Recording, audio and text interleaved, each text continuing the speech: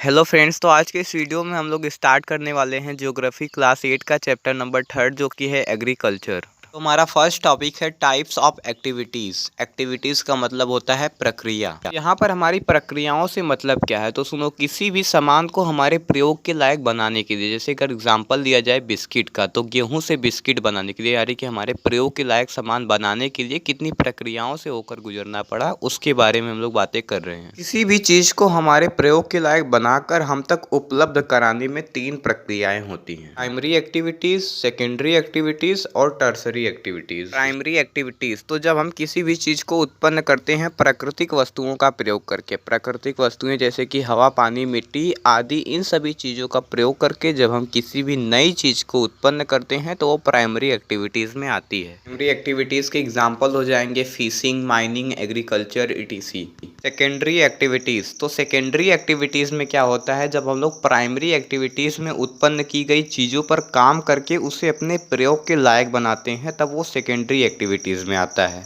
Example, आपने primary activities में गेहूं को उगा लिया, अब सेकेंडरी एक्टिविटीज़ में क्या होगा, उस गेहूं पर काम करके उससे बिस्किट को बनाया जाएगा। एग्जाम्पल, प्राइमरी एक्टिविटीज़ में कॉटन को उगाया जाता है, तो सेकेंडरी एक्टिविटीज़ में क्या होता है, काम करके उस कॉटन का कपड़ा बनाया जाता है। सेकेंडरी एक्टिविटीज़ के एग्जाम्पल्स हो जाएंगे manufacturing, weaving etc.. Tertiary activities, तो टर्सरी एक्टिविटीज़ में क्या होता है, जो सामान्य हमारी सेकेंडरी एक्टिविटीज़ में हमारे यूज के लायक बन चुकी हैं उनको लोगों तक पहुंचाने के लिए सर्विस प्रोवाइड किया जाता है। फॉर एग्जांपल, आपके जो बिस्किट और जो कपड़े हैं वो फैक्ट्रीज में बन के तैयार हैं, तो लोग वहीं फैक्ट्री से तो उसको खरीद नहीं लेंगे, उनको मार्केट तक पहुंचाना पड़ेगा। मार्केट तक पहुंचाना यानी कि लोगों को सर्विस प्रोवाइड करना, तो ये किस में आ जाएगा, टर्सरी सेक्टर में। टर्सरी एग्जाम्पल्स हो जाएंगे trade, transport, advertisement etc.. Agriculture एक ऐसी प्रक्रिया होती है जिसमें मिट्टी का प्रयोग करके फसलों को उगाया जाता है और पशुपालन भी किया जाता है। एग्रीकल्चर को फार्मिंग भी कहा जाता है।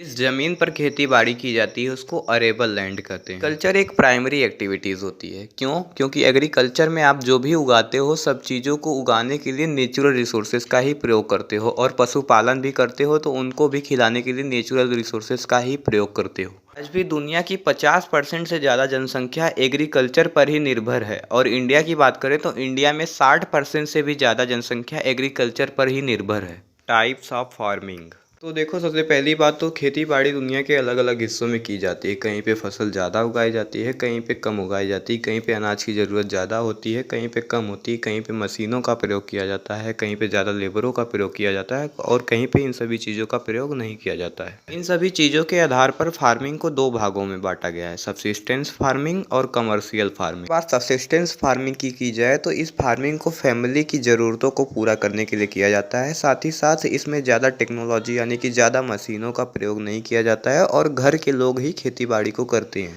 सब्सिस्टेंस फार्मिंग भी आपका 2 प्रकार का होता है, इंटेंसिव सब्सिस्टेंस एग्रीकल्चर और primitive subsistence agriculture. Intensive subsistence farming में जो किसान होता है वो साधारण औजारों का प्रयोग करके एक छोटी सी जमीन के टुकड़े पर खेती करता है, लेकिन इसमें लेबर की आवश्यकता ज़्यादा मात्रा में होती है। यह फार्मिंग प्राकृतिक तत्वों पर निर्भर होती है, जैसे कि भूमि का उपजाऊपन, मौसम। फार्मिंग में उगाई जाने वाली फसलें व्हीट, राइस, पल्सेस, ऑयलसीड हैं। अगर बात करें प्रिमिटिव सब्सिस्टेंस एग्रीकल्चर की, तो प्रिमिटिव सब्सिस्टेंस एग्रीकल्चर 2 प्रकार से होते हैं।